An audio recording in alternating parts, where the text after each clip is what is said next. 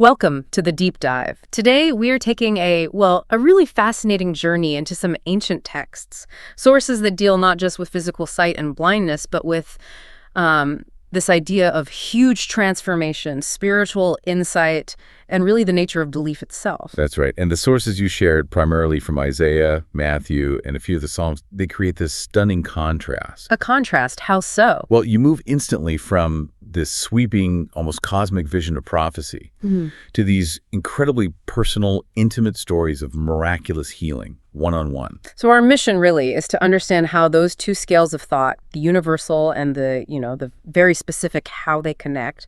We want to pull out the core insights on faith and restoration, all framed by these readings. And I think the unifying thread, the thing that links every single one of them, is this idea that physical healing, opening blind eyes, unstopping deaf ears, it's not just a standalone miracle. Right. It's tied intrinsically to a much deeper moral, intellectual, and ultimately a societal transformation. Okay, let's unpack this then. We have healing based on massive world-changing prophecy, and at the same time, healing based on a really direct personal question of belief. Exactly. That tension is where all the interesting stuff is. So where should we start? The big picture? Precisely. Let's start with that sweeping vision in Isaiah 29. Yeah. We're dealing here with a grand, expansive promise from a Lord God, setting up a future where the world is, it's literally remade. The scale of it is just astonishing. That the sources predict this radical environmental shift. It says, "But a very little while, and Lebanon shall be changed into an orchard, and the orchard be regarded as a forest." And what's so fascinating there is that the physical landscape is a mirror for the spiritual shift.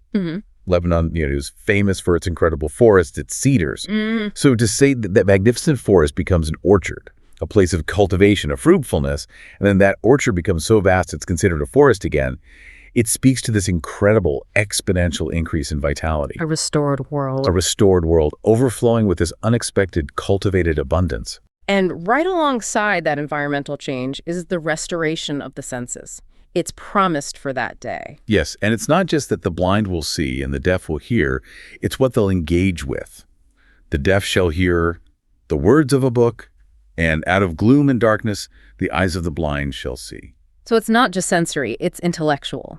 The words of a book. Exactly. The text is implying that ignorance and their physical condition are what kept them from the truth.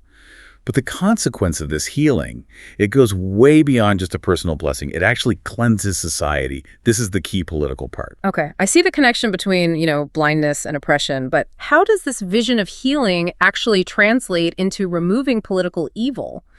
The source explicitly states that when this happens, the tyrant will be no more and the arrogant will have gone. Well, that's the core mechanism of the whole prophecy. The text suggests that the tyrant and the arrogant, they thrive in an environment where people are spiritually and intellectually deaf and blind. They need the darkness to operate. Precisely.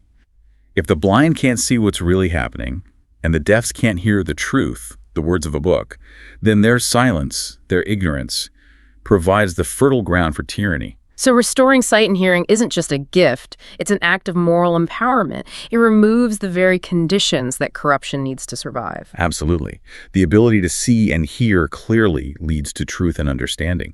The source even adds that those who err in spirit will acquire understanding.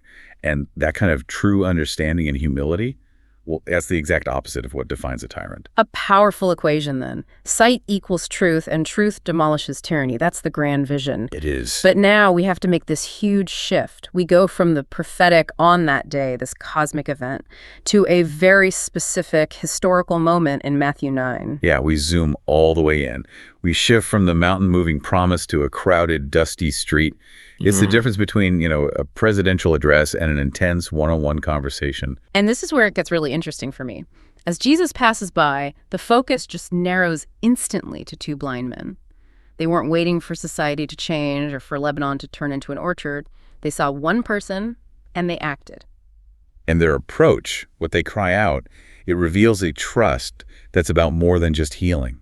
The source says they were persistently crying out, "Son of David, have pity on us." And Son of David was a loaded term. Incredibly loaded. In that context, it was a profound, politically charged title.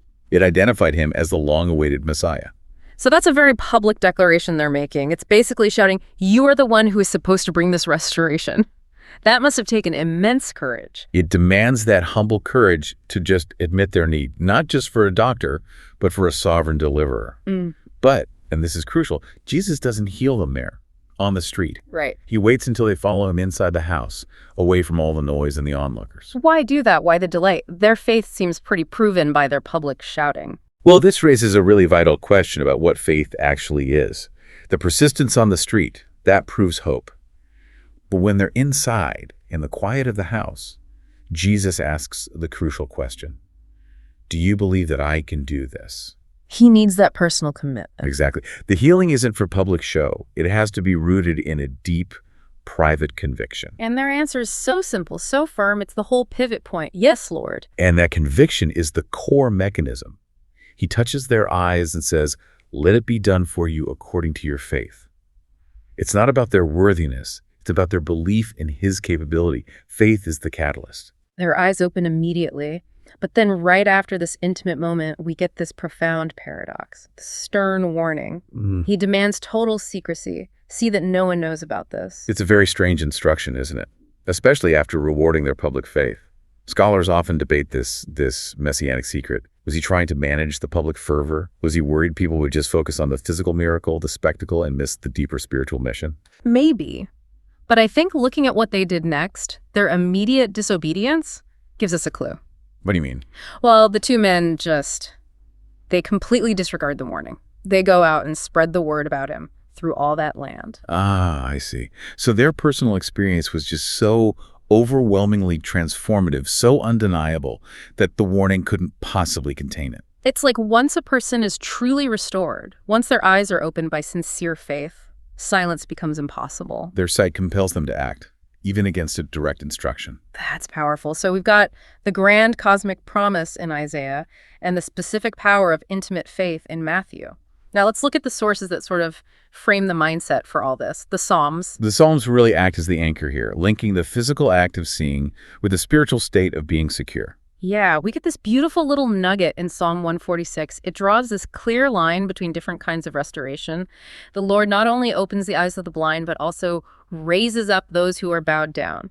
And that directly reinforces the lesson from Matthew, doesn't it? Faith begins with the humble courage to admit our need, not just for healing, but for being lifted up. Those two blind men were literally bowed down. In their desperation, yeah. They needed to be raised up in body and in spirit. In Psalm 27, that feels like the ultimate anchor for anyone going through this process. It reminds you where the light comes from, especially when you're surrounded by fear.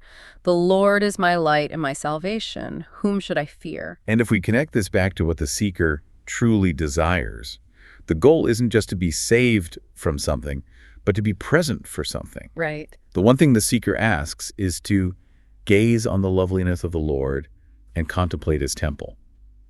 The point of getting your sight back isn't just to avoid bumping into things. It's about being able to perceive and appreciate a divine beauty that was hidden from you before. So the highest expression of sight is worshipful contemplation. But the text doesn't just leave us sitting around waiting for it. The call to action in Psalm 27, it demands fortitude. Indeed. The instruction isn't to wait idly until that great day from Isaiah arrives. It's to wait for the Lord with courage, be stout-hearted, and wait for the Lord. And that courage, that fortitude, that's what we saw in Matthew. It's what enables that persistent cry. The whole journey requires your active participation, your resilience. So what does this all mean when we put it together? The sources, they give us this incredible roadmap. The promise of cosmic transformation from Isaiah is mirrored in the immediate individual transformation in Matthew. And both are anchored by this conviction that courage and sincere faith have to come first. Sight is a gift that's given to belief, not as a reward for it. The ultimate lesson is that belief is the prerequisite for seeing, both for seeing the immediate physical reality and for eventually seeing the fulfillment of prophecy. The Alleluia text summarizes it perfectly. What does it say? Behold, our Lord shall come with power. He will enlighten the eyes of his servants. The enlightenment is an action taken on behalf of those who choose to trust. We've discussed the overwhelming power of sight and faith and how these sources move from global prophecy right down to that simple question, do you believe I can do this? But the texts we explored today seem to close by asking you to consider something. What small act of trust can you choose today that shows you believe your own eyes are being opened to that greater presence or that promised restoration? That's something we're thinking about. and worth acting upon. Thank you for joining us for this deep dive. We'll see you next time.